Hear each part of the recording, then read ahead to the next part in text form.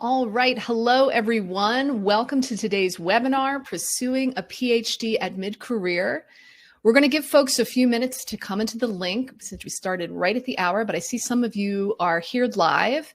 And while we're just kind of getting set up, people are getting comfortable, feel free to say hi in the chat. Maybe let us know where you're logging in from.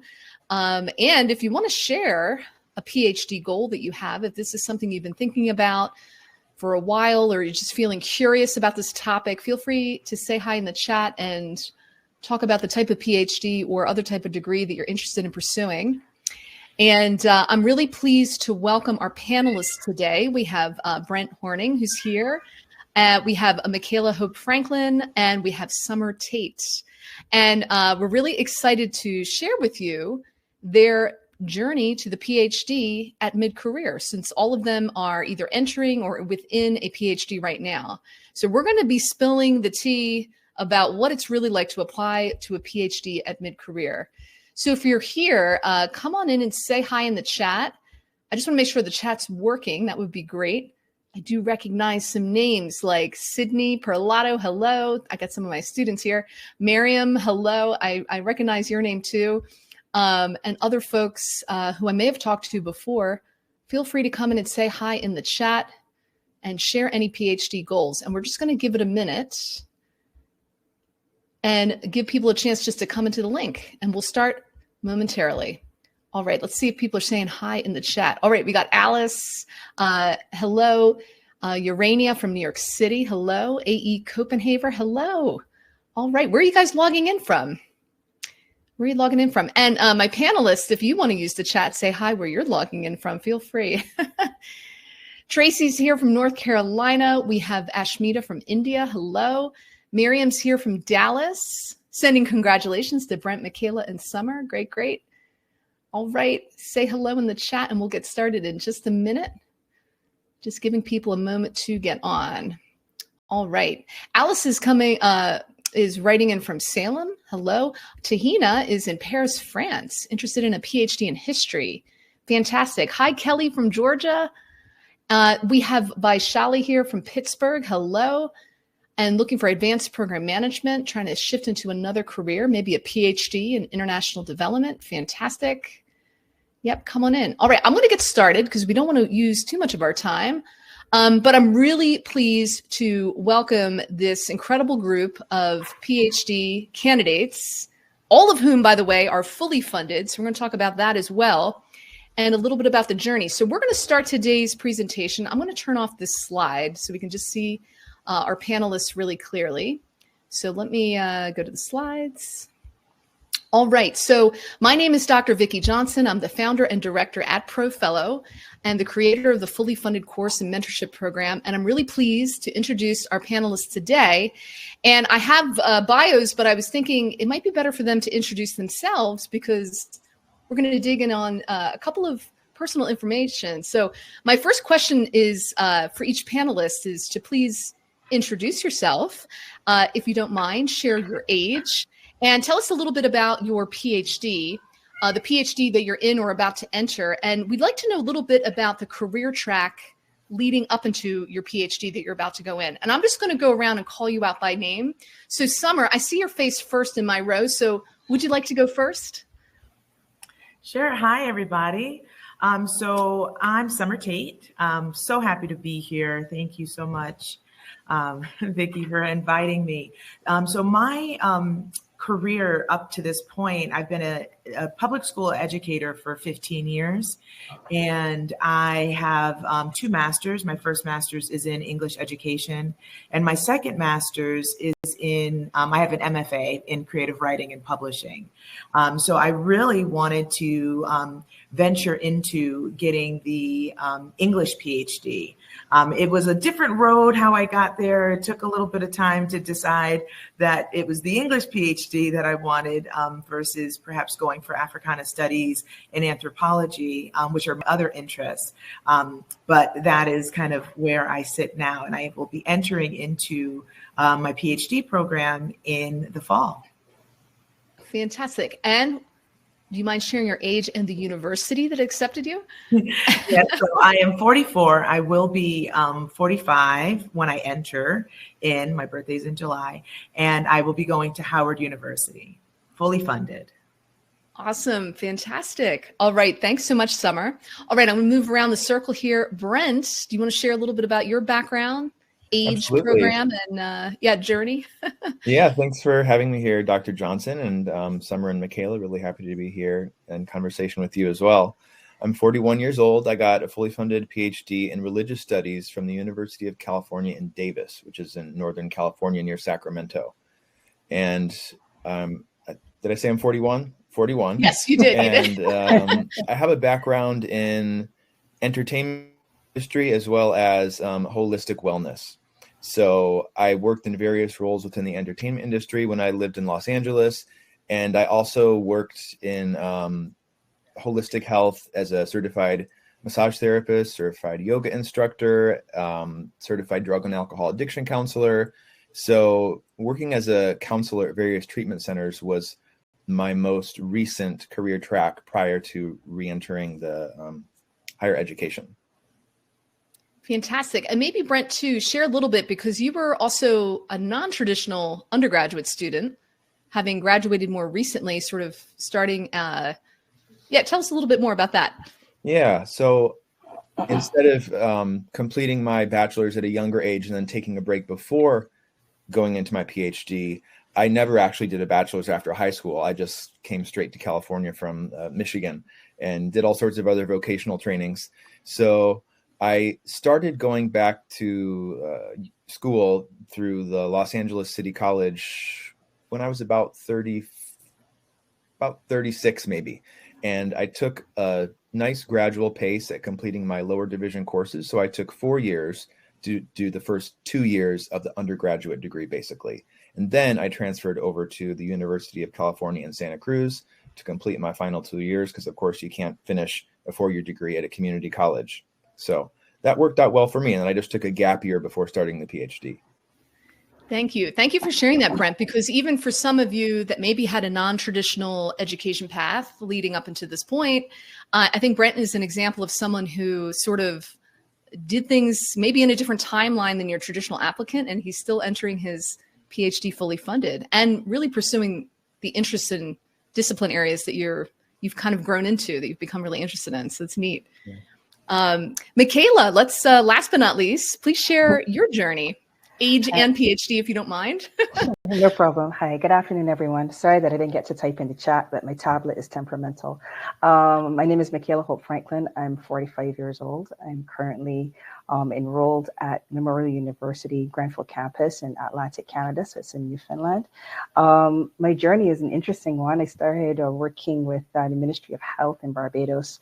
I was there for 11 years, working in public health, specifically working the HIV program, and then I segued into doing some consultancy. I worked with the private sector, and I also worked with the CSO sector for quite some time. I've been working a lot in poverty reduction, but my keen interest has always been sustainable development, and specifically sustainability, and how we're able to achieve sustainability. So my last position professionally was with a civil society organization in Barbados, where we were working to empower other civil society groups. It was an absolute pleasure getting to work with those groups, but I recognized that I wanted something else for myself, and here I am. I got to come to this organization. I got to work with Vicki and Coach Rachel for a while, and I get to share the panel with Summer and Brent. So I'm really happy to be here today. Thank you. And thank you, everyone, for being, open about your age and your pathway into the PhD. And it's so interesting because each of you have pretty unique career tracks and interests. But here you find yourself in your 40s going into your PhD for the next stage of your career.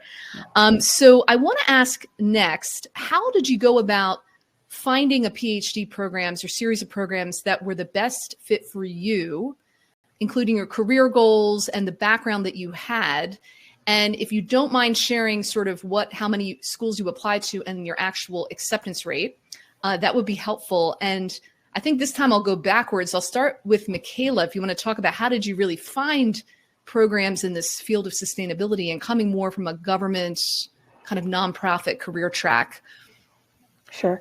I was looking at interdisciplinary programs. So I was looking at programs that was really looking at a blend of disciplines and how you would be able to work across different sectors. That was where my experience had lay, really, working with different sectors for policy outcomes. So I focused a lot on interdisciplinary programs. I looked at the area where I wanted to go in, and actually it was Atlantic Canada. So I focused, well, Canada period, but Atlantic Canada made a lot of sense. So I did a lot of work in terms of trying to streamline those universities. It took me probably like 2 years of researching universities, looking at universities and then looking at professors who had worked in similar areas that I was interested in. I want to focus a lot on decolonization, and I want to look at the experience of not just Caribbean countries that were former colonies, but also the colonial experience in other spaces. So I was able to look at the universities, refine that, look at the specific programs that were being offered, look at the professors who were offering those, who could have been supervisors, and the work that they had done. So I spent a lot of time on Google Scholar. I spent a lot of time on social media. I will say, I know that I had focused on about 5 universities in Canada. Maybe I'm very, very fortunate here. I applied to one university. I got to the university that I wanted to get into. It took a lot of meetings. I met with multiple schools. I met with a lot of different potential supervisors, excellent people who were really interested in giving me time. I will tell you that my process was very loaded. But at the end of the day, I was able to find a university that was very much aligned with my own goals, and a supervisor who, from our first few meetings, I recognized that we were very much aligned. Thank you, Mikala. And for any of you that are not familiar with the PhD process, what Mikala is talking about is the faculty outreach. And I think Summer and Brent are going to touch on this too, is that often, unlike what you do at the master's and undergraduate level, you're often trying to find a faculty match more so than even a program match. So I'll move it next to Brent. Maybe you could talk a little bit about your research and how you found the right programs for you, how many schools you applied to, and how you ended up in your program. Yeah, absolutely. I applied to 5 and I got accepted into 3. So it was pretty good acceptance rate. The 2 that I didn't get accepted to were the most competitive of the 5. And the preparation was really one of the areas where the fully funded program helped clarify the importance of faculty outreach. And I was able to contrast this with some of my graduating class from my bachelor's degree in anthropology at UC Santa Cruz, who were also applying to various master's programs and didn't have any concept of doing faculty outreach beforehand. And I just was kind of amazed because I had been doing the fully funded program and it seemed like such a vital element, sort of a non-negotiable. If you're going to pursue it, you have to do the outreach. You can't not do the outreach and apply. So I really spent a lot of time seeking out professors who had complementary research interests, and not only that, but who had grad students that had complementary research interests. Because my advisor at UC Davis, our research interests aren't actually extremely close. It's in the same region and there are some similarities, but she has a grad student who she's done an excellent job of advising, and his work is very similar to what I want to do. So a really great sign. And that was one angle that I pursued that worked out really well. Anything else on that? Yeah, no, that's great. I mean, and finding that alignment. So digging into, it's sort of like you might not find a perfect match with your research interests in the faculty, but they may still be able to advise you if the methods are similar. There's other graduate students that they're advising. So it's a really good tip. Thank you. Let's go to Summer. You can talk a little bit about your journey, your application rounds, and sort of how you shifted. We'd love to hear more about that. Yeah. So it took me 2 years. The first year I applied to, I want to say almost 9 schools. But the first round when I applied with a different major. I was going into Africana Studies and anthropology, which is not my background. I have a background in English, but I wanted to branch off. So that first year, I did not get any acceptance to programs. The second round, I did 7 schools, and I got the one from Howard University. And the outreach, in both cases, I did a lot of outreach. I took a lot of recommendations from other people who said, oh, you should check out this professor, check out this university. So that was some of, just kind of talking to my colleagues and talking to like-minded people about some of the things that they were doing and the people that they knew is one way that I did some outreach to look at schools. But I also, because I have a family, being an older student, I had to think about where in the region I wanted to kind of remain. So I did a lot of schools in my area. So I first kind of started looking at some of those schools and then the professors that were there that aligned with the things that I wanted to do. And then that's when I started doing some in-depth research on what it was that they were doing. I sent specialized emails to each one of the professors, talking to them about what they do and how it aligns with what I would like to do in my study. I did a lot of web, I did a couple face-to-face where I sat and talked with some, but some that were so far away or were just for scheduling. I did a lot of Zoom calls to be able to kind of connect with professors to kind of talk about what it is that I would like to do and how they could possibly help me get there. I don't know if there's... Fantastic. So I think the theme across this is you got to talk to a lot of potential faculty advisors to really find a good fit. So often it's not about, finding the perfect university program. It's more finding the right faculty mentor. Sorry, I'm knocking my, microphone over. I think too, Vicki, it also, when you start really looking at some of the research, it really kind of helps to hone in on what it is that you want to do as well. Because you start to see what is popular, what is kind of out there, and how because a lot of times we go into the PhD with an idea, but we haven't necessarily found the focus in. So when you start to see what other people are doing, at least for me, I felt like it started to help clarify exactly the route in which I wanted to go, which I think helped when I was, writing up my applications to be able to speak on those things in particular. Yes, thank you for adding that too. And for anyone who's new to, what is the PhD and the process, in your PhD, you're spending 2 years typically doing coursework on research methods, and then you spend 2 to 3 years writing an independent dissertation. And often you need to have a pretty good idea what it is you want to do for your dissertation even before you apply. That sort of helps find the right faculty alignment, but you don't have to have it fully baked. And in fact, we often say don't be too specific because you really also need to sort of mold it around what the faculty are interested in and where their funding sources are. Where are they coming from? Because that's how you get funding. So these are really good tips. Let me go into the next thing. Now, I get a lot of people who comment or ask questions to me about age discrimination in graduate school. And, I can't get in because I'm probably too old, or there's no way they'd pick me over a younger candidate. And I was curious if any of you felt that you faced age discrimination or any kind of underlying bias because of your age. And I don't know if anyone, maybe Brent, I'll start with you. Did you feel that your age was an issue or concern? No, not at all. In fact, I actually felt it was an asset, and that could be part of the benefit of the diversity initiatives in the University of California system. It could be different in other states, but UC systems really, really value diversity, and that's part of their admissions process from the ground up, and they encourage it in all forms.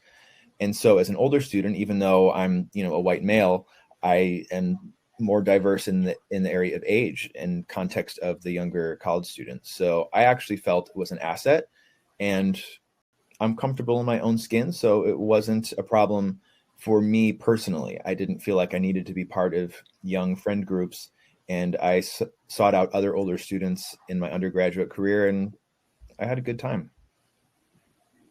Thank you for sharing that. Let me hop over to Mikala. Did you feel any issues with your age? Only internally, but from my first meeting with you guys, I think one of the first questions that I had when I started the ProFellow our series was, will it be an issue? And that was the first thing you guys said. No, it's not. And I didn't have that issue at all at any step along the application process. And my program specifically welcomes people with diverse backgrounds. So they welcome, in many cases, older students who have experience in the professional sphere. So I was really I never felt it. The biggest issue was fighting that within myself, which was, this is a area for youth, and will I have the stamina for it? And it's amazing because you've learned so many things about yourself along the way that you're able to understand yourself better as you've gotten older. You understand, processes better, strategies better. So it was for me to overcome that internal doubt within myself to say, no, it is not a situation where I am too old for this. And that was one of the first things that was dispelled when I had a conversation with you and Coach Rachel. Oh, fantastic. And Summer, how about your experience? I would say the same, like having to battle that internal. I did go and visit a school, and I was kind of amongst what that would be the cohort. And I was the oldest, the most mature person in that cohort. So I think for me, and I'm a teacher, so for me, I immediately kind of felt like I was jumping into a role of more of like mentor teacher, just because that's kind of what I already do with that kind of age group when I adjunct and things as such. So I think for me, it was kind of like, your role is a little different here, having to kind of tell myself that. The only other thing I would say, and I don't know if it would be considered necessarily like a discrimination, but of an expectation. When you're kind of away from school for a little while, you might have lost some contact with your professors. You're not as close to your original program sometimes. So the expectation that you're able to come, get your 3 recommendations, or sometimes even supply syllabi, to be able to back some of the transferred classes, you're a little more far removed. So sometimes it's that expectation that you're closer to your bachelor's or a master's degree to be able to get some of the material that would be easier for younger students to get because they just left that program. So maybe not discrimination, but an expectation in a sense. Definitely more challenging, because this is a concern a lot of people have. Like, how am I going to get recommendation letters from a program I did 20 years ago? Mm-hmm. And actually, if I wanted to ask you each about the challenges that you individually face, but can anyone speak a little bit on the recommendation letters issue? I mean, Brent, you came right out of undergrad, so maybe that wasn't as much of a challenge for you, but Mikala and Summer, how did you go about getting your recommendation letters? Okay, I was going to let you go first, Summer. I didn't have any challenges really. I had a pretty good relationship with my my undergrad professors from years ago. I always used to go back to the school and live on a small island, and the school was on the island. Maintain a relationship with them.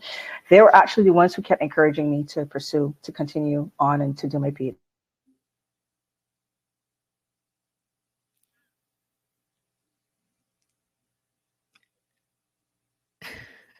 Of Exeter, mm-hmm. I had a great relationship as well with the graduate officers there, and I really didn't have any challenges. Again, it was overcoming my own personal fears and demons and thinking, oh, will anybody really take me on? But there were really people were happy to see you try, but I would say you need to do it in a timely way. Don't wait until the application deadline is a few weeks away. You need to have that. You need to approach that very early in your process. Oh, that is a really good tip. Like, start talking, like reconnecting with these professors now in the spring, mm-hmm. maybe, far in advance. And Summer, how about you? Did you have to kind of reach far back? Not really. I probably could have reached further for my first master's. I didn't get, I think it really was that I took recommendations or asked for recommendations from my last master's degree. And granted, I mean, because I had been in a few programs, I wasn't so far removed. But I did not show necessarily as much variety. I didn't go back to my my bachelor's or even my first master's to get those professors to give recommendations. They all came from my last graduate program. But even in that, trying to kind of keep up with something with them, something that Mikala mentioned, especially because of the encouragement that your professors gave, it might be a really good tip to even reach back and kind of reconnect with those professors, let them know that this is something you're thinking about, and they might actually give you recommendations for other people to reach out to or universities that you can go to. So that might be a way to just kind of be able to make those connections, and then those professors can assist you. And I just see if people are, I have a professor that is actually retired, and he no longer even holds the email from the university any longer. So I, found him on social media to be able to reach out to him. And that was a way to be able to do it in his recommendation, because sometimes universities, if they even see that it's not a university email from your recommender, might say, think something. So he made it a point to put it in the recommendation that, he's in his 70s and he's retired, and that he would even, which I think gave it an even bigger kudos to me, that he would even reach back to be able to, help pull me forward, even though he is no longer with the university. He sees value in helping me. So that was something that he made a point to do in the recommendation letter.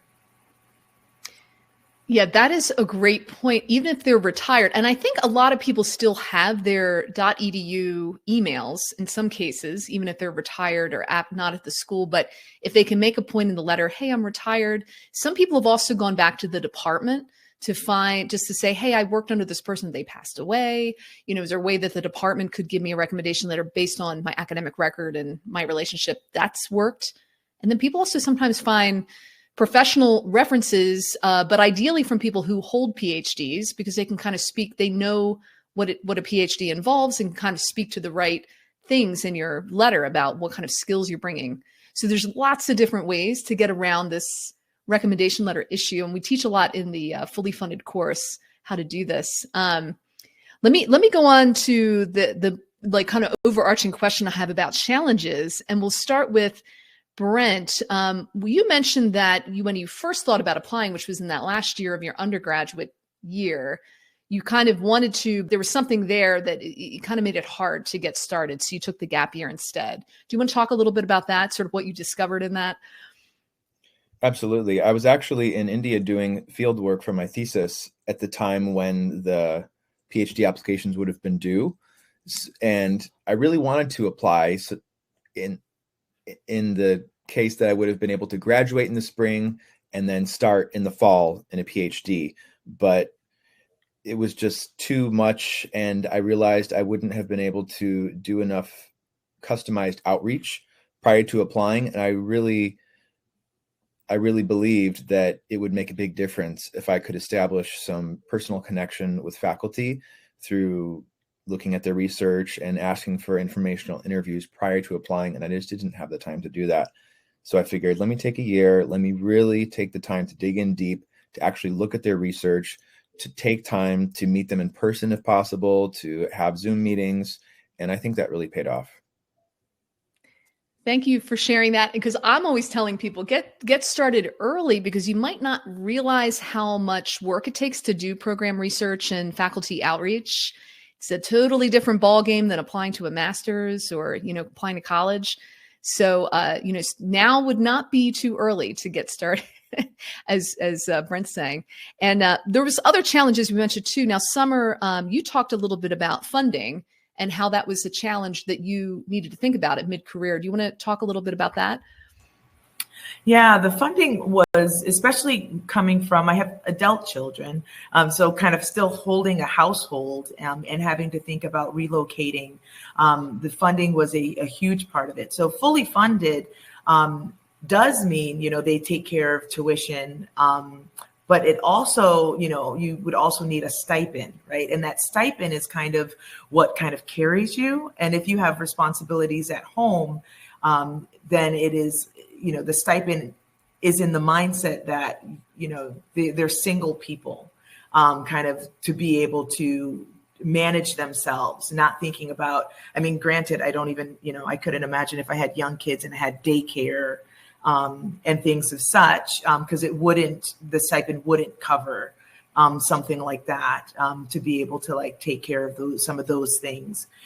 So being able to, and of course, Vicki will tell you about negotiating their first funding offered. It does not need to be their last, so, and I went back in and I did negotiate I negotiated even before I saw the numbers, which I think is why out of 3 people, I received the fully funded package, and they made sure that I would be able to have as much support as they could afford.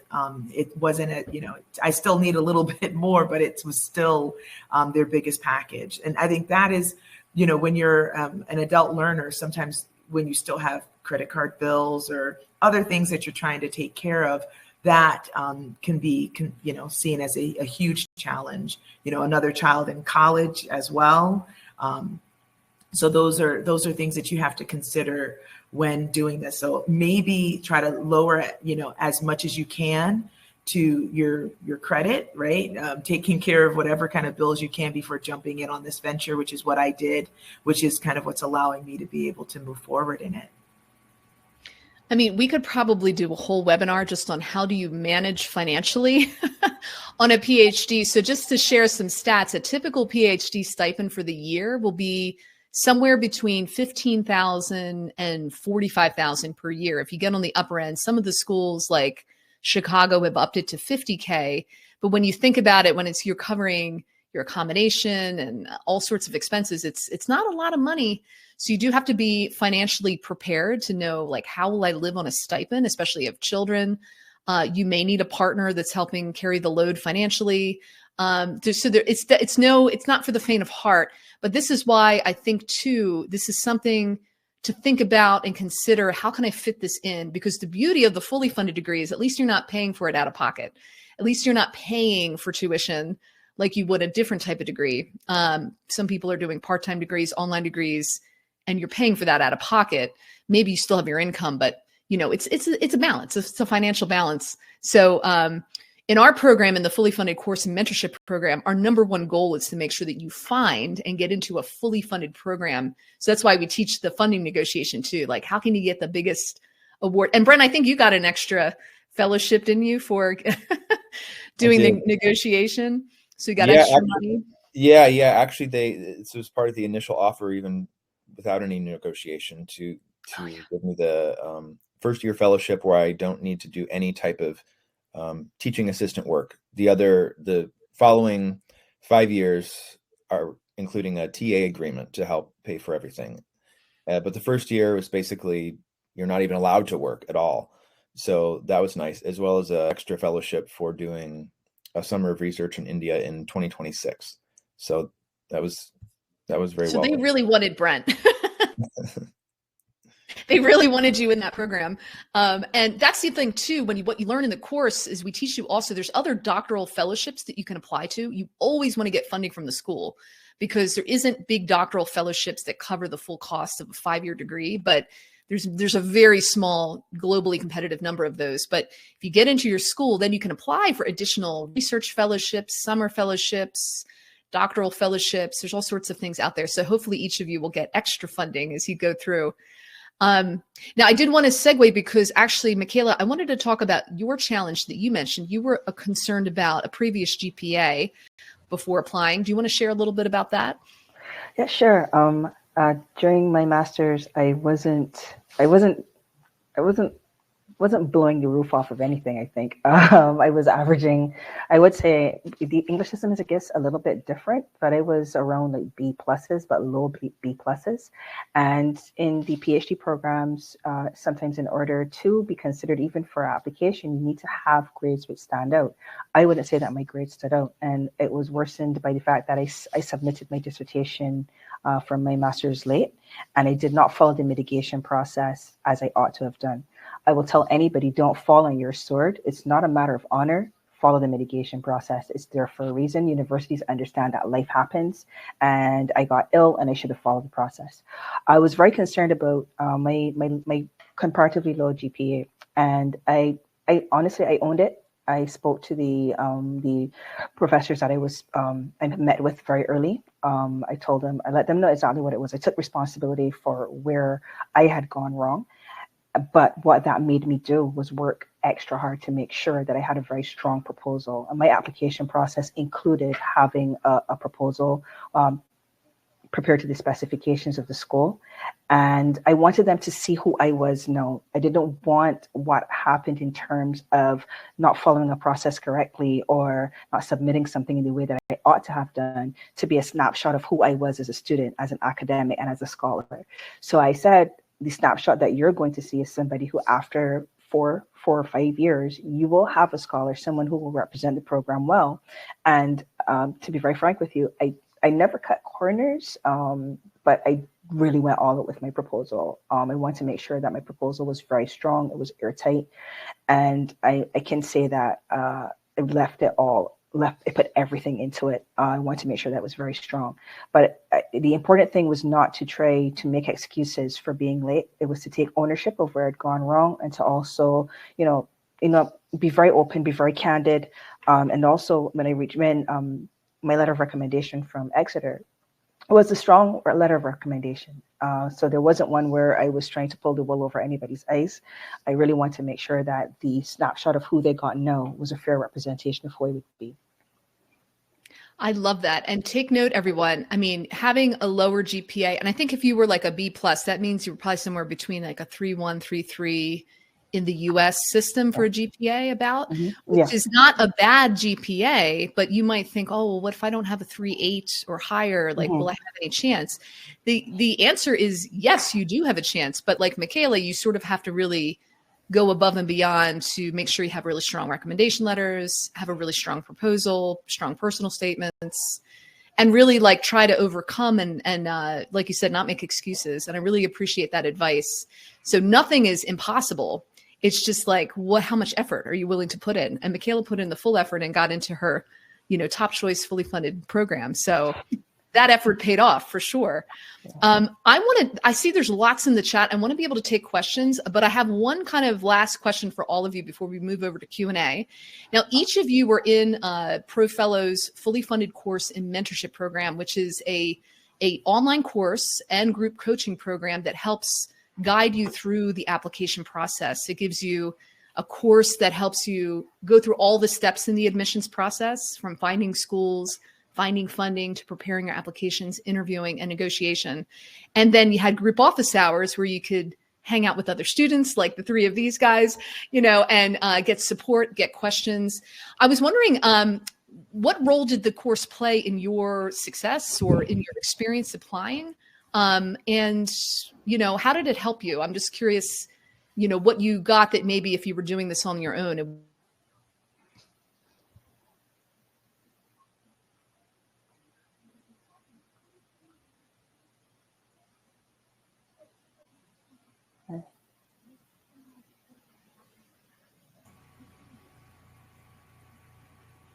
I think I know how she's going to.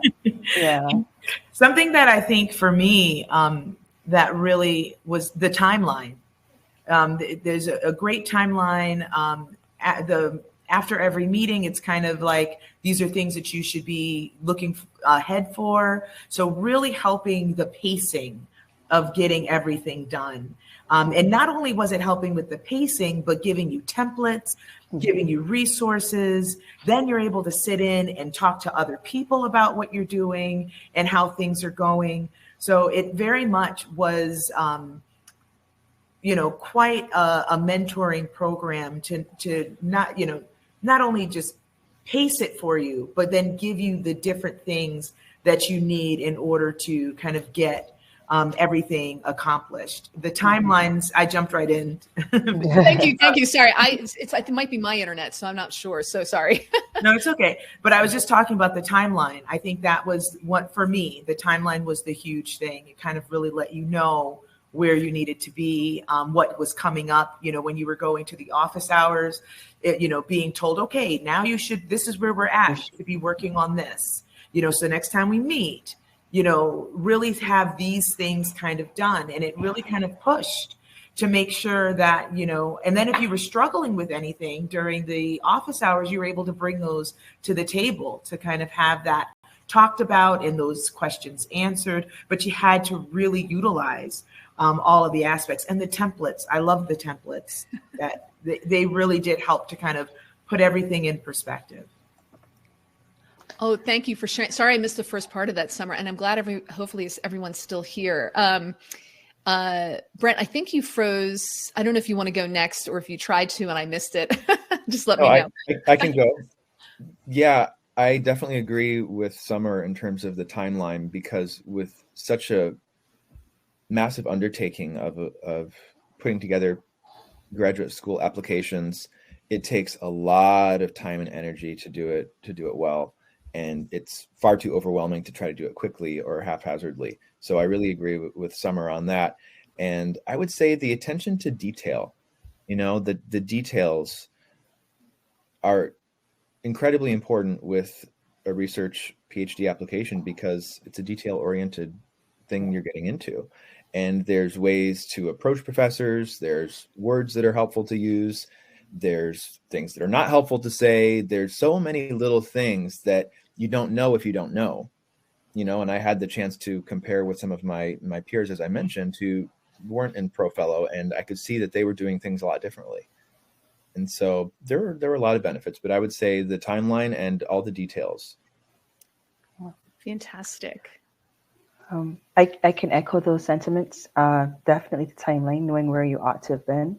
The templates were very important. The spreadsheets, which helped to really refine your search as you went through things, and we know how you were going forward, which schools you were eliminating.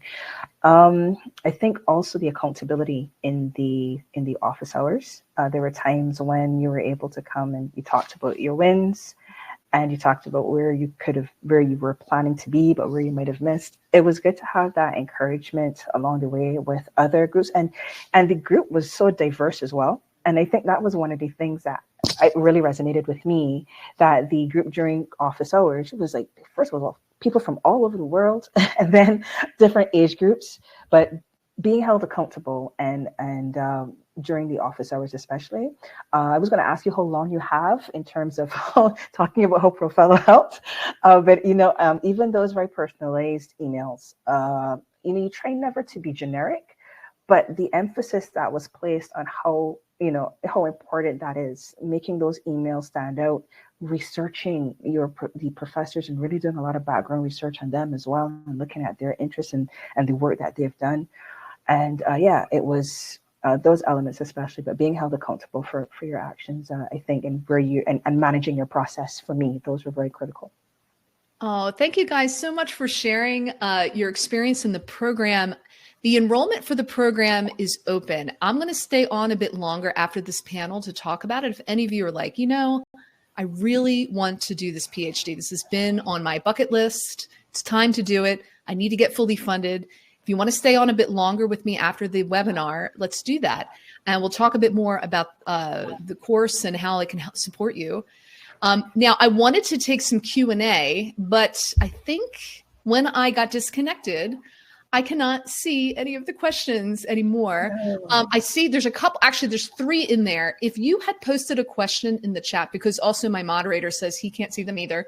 Actually, Vicki, I can see them if you'd like me to read. Can you see the Oh, yes, please. I see Dale's, Jonathan's, and Nelia's. Let me start with those. And then if you can help moderate, Brent, that would be fantastic. Sure thing. Okay, so I'll start with Nelia. Nelia asked, regarding working during the PhD, is it at all possible to work part or full-time while in school? If your studies and current career are aligned, will programs allow students to work even if it requires being in the program longer or reducing your work hours to part-time? Okay, this is a great question. I get this a lot from mid-career. So number one thing to know is that for fully funded programs, they do expect a full-time commitment. It is a full-time on-campus program. And the reason being is that the funding is coming typically through an assistantship, which is actually a part-time job with the university. So when you come into your program, you're committing to 10 to 20 hours a week, typically supporting faculty, and that job is giving you the salary, which is the stipend, and the tuition waiver, which is like an employment benefit. Now, Brent mentioned a fellowship, so he has a no work requirement funding package for his first year, which is amazing. I think Summer and Mikala, you would be working a bit, right? Do you have an assistantship as part of your package? Yeah. So do you want to share a little bit of what that's like? You know, or actually maybe, I don't know if Summer, you would quite know yet, but Mikala, what do you do for your assistantship or your funding? Yeah. Well, there's a basic amount which you will be provided, period, whether or not you are doing the assistantship. But then I'm also provided a package where I work directly with my supervisor who funds me directly. I work on really doing teaching assistantships as required, doing research through a contract which I have with my supervisor. Along with that, I'm also, through my supervisor, who's also working on other projects, I'm also working along with her as an assistant. I'm getting funding from another project. So I'm actually working with a supervisor who has many projects. So I'm getting to work with those projects, but I cannot exceed a certain amount of hours or I will lose my funding. So it's not an option to say, hey, give me a whole lot of assistantships so that I can do multiple assistantships. I will lose my basic funding. So I get to support my supervisor on her projects. I can work with other supervisors, with other professors as well, but right now I have a supervisor who's really, really into lots of projects. So I honestly got a really good deal. Yeah, that's so good. Now, the reason they say like, no, you can't stack assistantships is they want to make sure you're actually doing your schoolwork, right? Yeah, I mean, like you're not working and you're doing your PhD. So they do get worried. So there is typically a gentleman's agreement, as they say, that you are not working when you're in a full-time program. But I will say from my own experience, I did do part-time work and consulting in addition to the funding that I was getting from my program. And I worked in public health for about 15 years. I reached out to all my former companies, contacts, and just said, any contract work that I can do. So I worked in little consultancies and added income. And honestly, the school, I mean, my professor kind of knew about it. I mean, it wasn't something I broadcasted to the school because they can get a little dicey about it, but there's not any real rule. I think it's just the amount of money you can get from the university is going to be capped. So yes, you can work part-time. Now, if the idea is you're going to stay in a full-time job, working 9 to 5, I think they're glitching.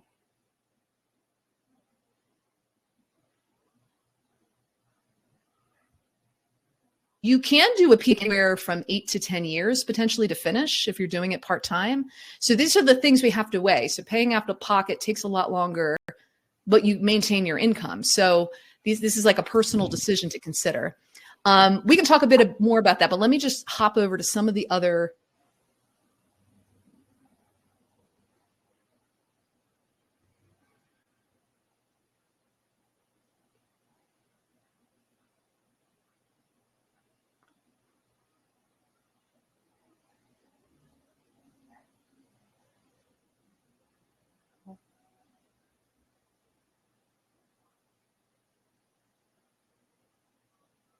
Are you guys still hearing me or questions? Okay. Jonathan asked, Unfortunately, okay, yeah, sorry, you've been, I think it's like this. You've been cut out in most of what you've said the last 2 times, unfortunately. Oh no. Oh, okay. Sorry. Real quick. The question is, will I be the only older person and be kind of the odd man out on campus? Mikala, why don't you, if you're shaking your head and then the other two guys, go ahead, share your insights. As I said, I'm 46 years old, but I'm not even close to being the oldest person in my program. In my program, I have one retiree at least, and another student who was a faculty member at that school who's returned to do her PhD. I have families. I have people who are here from all over the world. They have brought their kids. So no, you likely won't be the oldest person there because there's somebody else who's older than you who also had this conversation with themselves and they came back. So you won't be. Granted, I'm not sure if, Canada, I'm not sure if demographically, obviously all universities might not be the same, and all programs might not be the same, but I doubt very much that you'd be the oldest person. I thought I was going to be the oldest person by a country mile, and that's not even the case. So it's doubtful that you will be. Maybe Summer, you talked a little bit about this. What did you see when you were visiting campuses? Yeah, well, at Howard, I'm definitely not the oldest. There's other, families, people that have families that are part of the PhD program. Now when I visited Emory, that was a little different. There were, I was going to be, well, from what I saw that was invited down was the oldest in the group. But that's not, always the case, because I only met the incoming. There might have been other people on campus that were older, and that would be something that I would ask, and to see if they can connect you with, people, and just to get those kind of questions answered of how do they manage a household in doing such. And I think I saw someone kind of ask something like this in the kind of like, how do you drop down from a good salary to, living on a stipend. And I mean, I haven't quite done it yet, but I know if I can do this PhD, I can cut my, I can budget a little bit better. And I think that's really what it is. You really think about the long-term goal, and it's not forever. What I've kind of actually been telling myself, and I don't know, Mikala, now that you're in it, I mean, I don't know if it kind of makes sense that, really the way that semesters are set up, you're really kind of going to study for 5 months, right? And then you take a little break, and then you go back for another 5. And that's kind of how I'm kind of wrapping my head around it, that you're kind of going into study for, a time before, of course, you have to go off and start doing your exams and your dissertation. And if you think of it in those chunks, it might not seem as much as you're letting everything go forever, and that it is something that's kind of building for your long-term goal. Yeah, I agree. And I'll tell you, it's even more challenging because I left my country where I lived, and I came with the cats to a whole new country. So it was working and being in a completely different position. But you're right, you have to look at it as bite-sized chunks. Otherwise, you'll feel overwhelmed by the entirety of it. So I agree. Those are bite-sized chunks, and you find a way to manage it. And the truth is, you're resourceful. Sometimes you're even more resourceful than you give yourself credit for, right? You find ways to do things, and you recognize that this is adding overall to where you want to be and who you want to be. So you take those bites, you take those chunks. I'm going to just hop, rather than have Brent answer too, because I think, Brent, you mentioned you're actually the sole incoming PhD student in your program, but you've met other older students in your program research. And I myself too, I had a lot of older students in my own PhD program. So it wasn't, I mean, there were students in their 60s in my program. So I definitely was not the oldest. So it's quite different than like what you see at the master's and undergraduate level. I saw a few more questions come in. Someone, Jay Sui asked, I'm graduating with my master's this May. I want to know if it's advisable to pursue a PhD degree immediately after. Well, I just want to mention timeline-wise, you would have needed to apply last fall into January to be able to enter this coming fall. So you would be looking at deadlines this coming fall, December 1 being a common deadline to enter in fall of 2025. We're talking about the US system. It's US, Canada kind of academic year system. So it depends on what you mean by advisable. If you want to do a PhD, I think the only thing to advise is, thinking through like the goals of the PhD. And actually, this is a good question for the three of you. What are your goals with the PhD? Why are you doing a PhD? I meant to ask that actually earlier, and I think I skipped over it. What kind of career do you hope to have post-PhD? And maybe I'll start with Brent, since I didn't get you a chance to talk much in the last go. Do you want to share what your goals are? Absolutely. I hope to do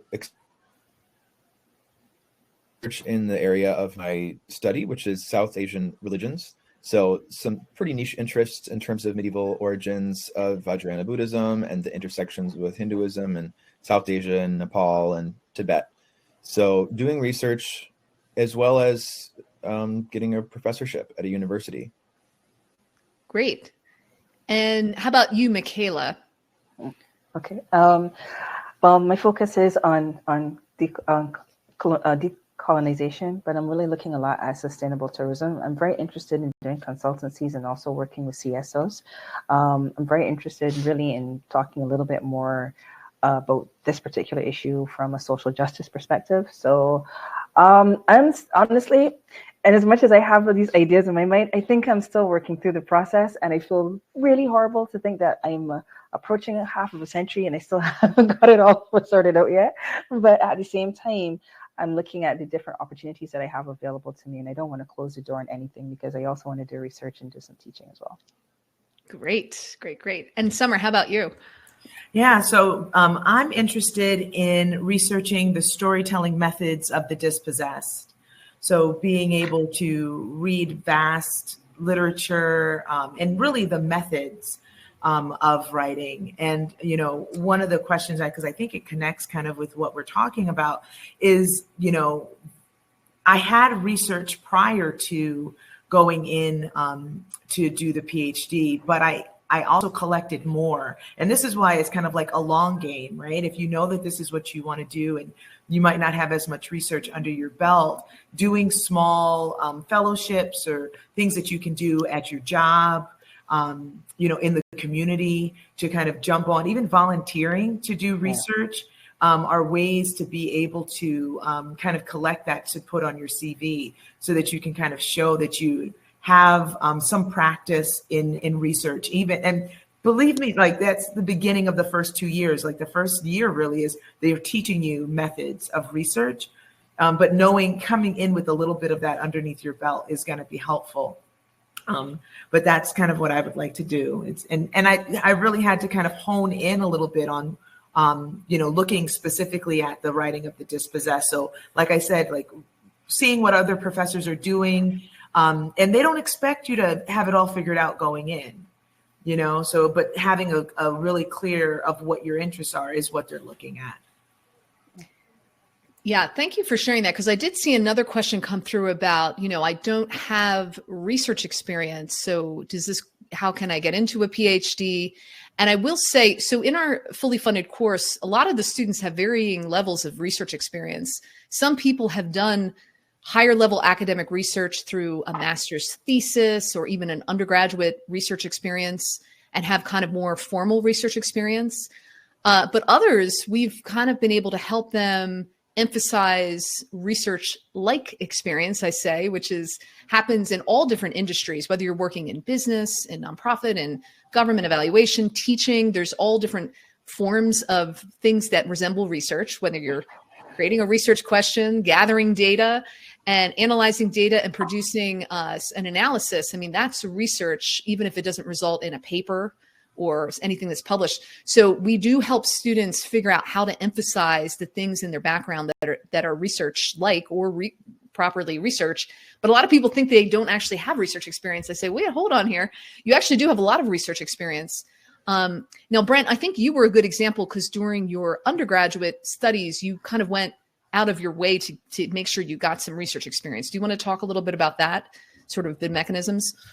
Absolutely. I applied for the Critical Language Scholarship, which is a U.S. Department of State funded initiative to increase little spoken languages by American undergraduate students. So they don't teach languages like French or Spanish, but some of the Indian languages I was interested were taught in India. So I applied for and got that. So that was a 2-year language immersion, or 2-month language immersion. And following that, I got the Benjamin Gilman Scholarship, which is also for undergraduate research. So between the two of those, it sponsored 6 months in India during the time when I was also kind of finishing up some of my classwork and was luckily able to do it remotely for one of those semesters. So that's excellent, because someone was asking, I think it was Soy, and I'm sorry if I'm saying your name wrong, but you're asking about, you know, what could be the benefit of starting this process this year while you're sort of still finishing school. If you're on campus right now as an undergraduate or master's student, you could take this time right now to find out different ways that you could get research experience right on campus. So you can talk to your professors, talk to different programs on campus, look at summer experiences that your university might offer. Once you're no longer on campus, those things are harder to access. So being an enrolled student now is a big benefit to kind of starting this process. But once you graduate, it's a little harder to kind of latch into the things like the Gilmore Scholarship and these other things and did you find those on campus or through ProFellow? We have a big database too. Yeah, those are on ProFellow, but those were introduced to me by my Bengali language teacher, and I believe through maybe the study abroad program on my campus. Okay, great. Directly through the campus, and the school was very supportive, and I don't know that I would have found them otherwise. At that point, I don't think I had known about ProFellow. So. Oh, yes. So that's the other thing. If any of you are undergraduate or master's students right now, look in the ProFellow database. There are different types of fellowships, including, shorter term summer fellowships that could give you research experience. And I want to ask Summer and Mikala, in your applications, was there any kind of research that you did that wasn't really from a degree that you couched as research experience when you applied? Actually, yes, I done some research with my previous job. I had done some biobehavioral surveillance surveys, and I was able to utilize that. So it was something which had to go through like ethical processes, institutional review boards, and so on. So I was able to utilize that information, but it came from a professional background. So I was able to utilize that and to kind of refer to that as showing that I did have an understanding of research. And did you have any publications before you applied? Journal articles? You had a few? I did. Yeah. I had an article, a couple of articles, and a poster as well. I had done a poster presentation regarding HIV in Caribbean. So I was able to refer to those and note them in my master CV, which was also something which I want to say that you guys mentioned is something very important to have, that master CV, so that you're able to take the elements out as you need it. So I was able to make reference to those publications as well. Oh, Mikala's talking about there's a method that we teach in the fully funded course to have a master resume CV with all the things you've ever did in your whole life in one running document. So you can kind of cherry pick depending on if you're applying to a job, a fellowship, graduate school. So that's what she's referring to. And Summer, how about you? Because you're more in this like in literature and creative arts field and history and, anthropology. How about you? What was your research experience? Yeah, so with education, I used a lot of the data collecting that we do as educators when, doing our SLOs, things that you have to submit to your supervisor about how your teaching methods are going, what your plans are, things of such. So I use some of those to be, my data collection that I do. But then for my master's program, I did research on my family history. So I utilize that in my CV as that in-depth research that I did, especially with the main museum, that I was able to then put in to my CV as part of my creative process of using that information to write my poetry and some of the acrostic poems, from photographs and things like that I was able to get missionary letters and things of such. Excellent. So that was a mix. I think that was really creative to think about the work that you were doing when you were an educator, your data collection. So think of, for all of you looking at this, and if you're mid-career, you probably have done data collection at some time in your career in some way. So think about that. Where did you collect information and analyze it? For me, myself, I worked in public policy, and we did all sorts of policy reports and recommendation documents, and we did surveys with constituents that were not formal research per se, and they didn't even go through the ethics process that Mikala talked about, but we did them in a more kind of casual way, and that I couched as research experience. I worked with other PhDs who had a little bit more of the statistical, knowledge. So to just think, like, maybe brainstorm, each of you, where do I have data collection, expertise? Because there is a way to put that in your application. So you may, and now back to Dale's question, because I saw, Dale, you had asked about like, would I need to, I don't have a research background. Do I need to go into a master's before the PhD? Many PhD programs do not require a master's to go in. I mean, Brent is an example, someone going direct from undergrad. But it depends on the field and even just the expectations of the individual universities and programs. Really, really competitive programs may say, no one comes into this program without a master's first.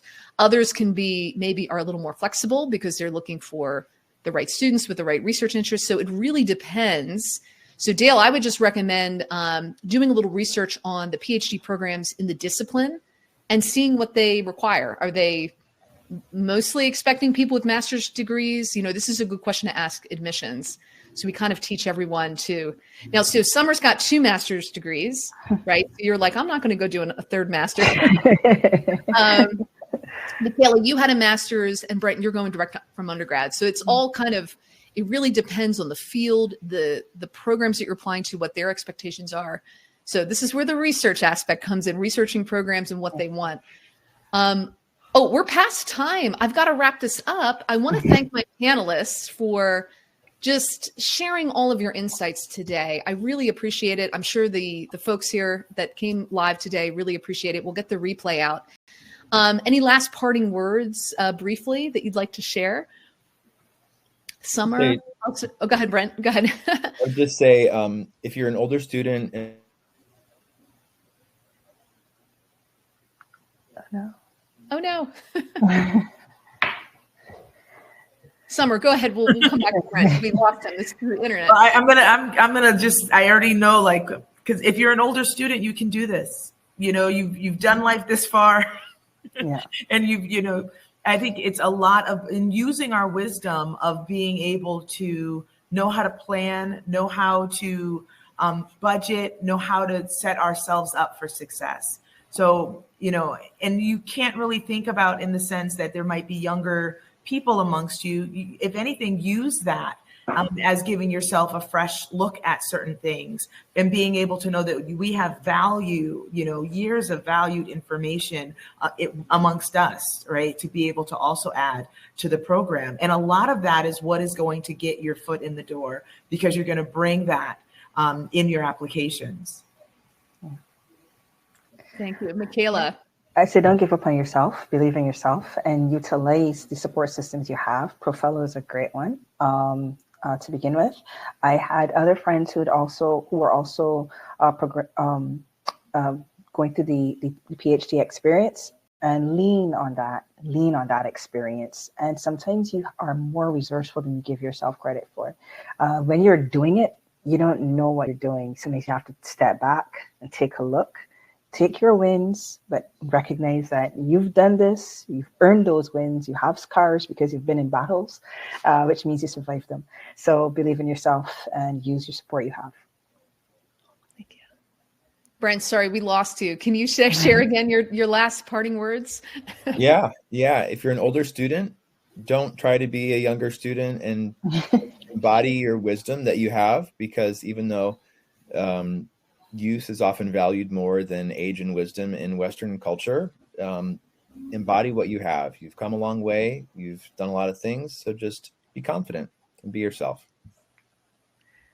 Thank you, everyone. Thank you so much. Let's thank our panelists in the chat. And I'll just say, like I said, Ryan and I are going to stay on a little bit longer if anyone has questions about the 2024 fully funded course and mentorship program, which supports doctoral applicants. We have a fresh crew, new cohort of both early career and mid-career candidates going for their PhD this year. And we even have a guarantee.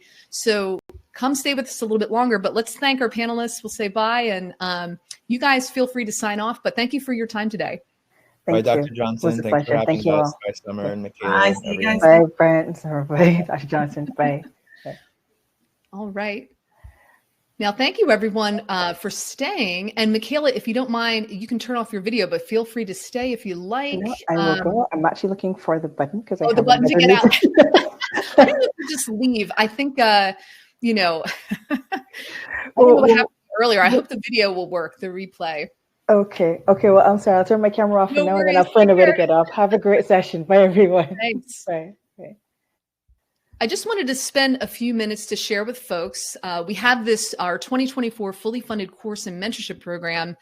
Like I mentioned early on, the 3 students you just met, they were in the program, and this program helped them achieve their goals. If anyone would like to learn a bit more about the fully funded course and mentorship program, go to www.fullyfundedcourse.com. And there you can read all about the program. You can, and also book a discovery call. We're going to share a link right now for any of you that really want to go deep and learn a little bit more.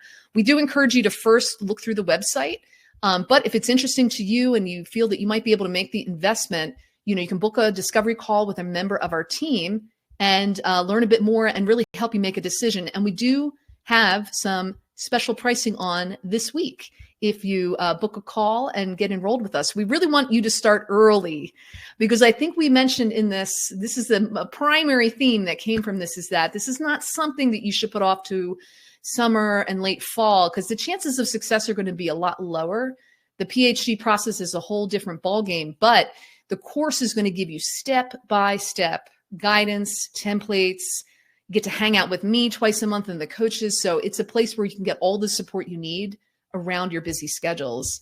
I meant to share the link here, and where could it be? All right. If in the chat, or you might see somewhere on your screen, there's a little thing that says book a call. Feel free to look, you can open that link up, but also just go to the main www.fullyfundedcourse.com. And I'm just going to hop over to the chat and see if there's any questions related to the course. I can only stay on about 5 more minutes, but if anyone has questions about the course, feel free to come on in. And we put the book of the discovery call link there. So like I said, Brent, Mikala, and Summer all are entering fully funded PhD programs. Full funding packages are $250,000 or more, covering tuition and the annual stipend, in addition to health insurance and other benefits. So if you've been dreaming about this and that full funding is a really priority for you, we'd love to have you in the course. Now, Jesu asks, is the program just for people in mid-career or is it open to other people? Yes, actually, the course is open for people of all ages. All ages are welcome in the course, but what's neat about the course is that we have a really diverse group of applicants.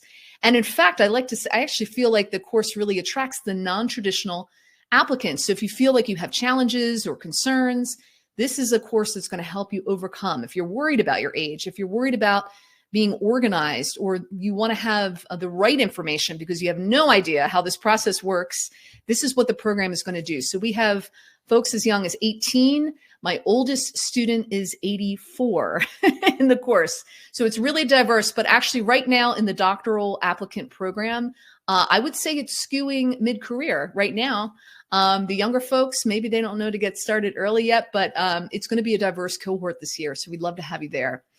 And Ryan is sharing a little link to some of the success stories. And you'll see Brent, Mikala, and Summer, they were three of our mid-career success stories. This program has hundreds of success stories. This is so effective that this year we offer a guarantee. Now, the guarantee says that if you buy a membership and you go through all of the program course completion criteria, which are relatively simple, but they do require a commitment of time and effort. If you do that and you're not successful getting into at least one of the 5 or more programs that you apply to, you get your money back. And the reason we're able to offer this guarantee is that after 5 years of success stories, we know that this program works if you do the work, no matter what your challenges are. So if you're worried about GPA, if you're worried about recommendation letters, if you're worried about how to find funding, this is going to really help you see all of the steps that you need to take. Now, let me see here. Is there any other questions before we sign off? And thank you everyone for staying. There were so many great chats. I wanted to go back through the chat and I hope I haven't completely lost it to see everything here, but it was great. I'm glad that you enjoyed. Terry asked, what is meant by old, above 40? I mean, we say older applicants. You might think a traditional graduate student is maybe in their late 20s if there's somebody that went right out of undergrad and did a master's. But as we showed you, especially at the doctoral level, many PhD programs are very diverse in age. And it's really a misconception that if you're over age 40, that there is, that you're going to have a hard time getting into a PhD program. It really is about putting together the application, showing the right strengths, using a CV, not a resume, knowing how to prepare a research proposal. These are the skills. So the skills that you learn in our fully funded course and mentorship program, you're going to be able to use them all throughout your career. You'll find you'll be using them for job applications, for salary negotiation, for all sorts of different things. So this is really a career program, and we're going to help you get your graduate degree. Fully funded is our goal. All right, let me see. Urania asked, would this course be for those who want to enter fall 2025 or 2024? Fall of 2025. You would not be able to enter a fully funded program now for this coming fall. The common application deadline is December 1. And we do have a US focus, US Canada. You can use this program to apply to programs in Europe and other countries, but that isn't really the primary focus of this program. So if you're planning to do a US or Canadian program starting in fall of 2025, you really need to carve out, several months of concerted effort to put applications together, do faculty outreach. So this course is really going to guide you through all the steps so you can stay organized, feel on top of it, feel like you have the best guidance on the market on how to do this properly. So yes, this would be targeting fall of 2025. Utera asked, what about testing GRE GMAT? Oh, good question. Well, actually, the course does not cover GRE. And one of the primary reasons is that a lot of schools, in fact, I think it's the majority of schools now, have dropped the GRE as a testing requirement. More and more schools are moving away from GRE because it's not really a good indicator of who's going to be successful in graduate school. So actually, some of our students take the GRE and they do that as part of their applications. But a lot of our students also decide, I'm only going to apply to GRE optional schools. And, I think all three, Brent, Mikala, and Summer, said that the GRE was not required. GMAT is the test that you would take for MBA programs and potentially PhD programs in business. The GMAT is still generally required by business schools. But just so you know, the MBA programs typically are not fully funded. So we do have students that have gotten into MBA programs and have gotten really big awards, but just be aware you wouldn't really get full funding for an MBA. Although we have one student that did. She's now at University of Massachusetts Amherst on a fully funded MBA program. And I don't think she had to take the GMAT, actually. All right. Yes. Asking if we have an email to stay in contact. Yes. What we're going to do is send out a replay. And if you write back to us, if you have a question or want to talk further or book a discovery call for the course, you'll be able to interact with a member of our team to get questions answered. So yes, just be on the look on the replay email. That'll be out later today. And we'll include some links to the course as well. All right, I'm going to wrap this up since we're 15 minutes over, but be on the lookout. I hope some of you might book a discovery call if you're ready to make an investment in yourself to get your PhD. And we hope that you might be part of one of our success stories next year. Maybe you will be featured on next year's spring webinar. All right, thanks everyone for joining us today. And we hope to see you on ProFellow, see you in the course. Thank you for coming. All right.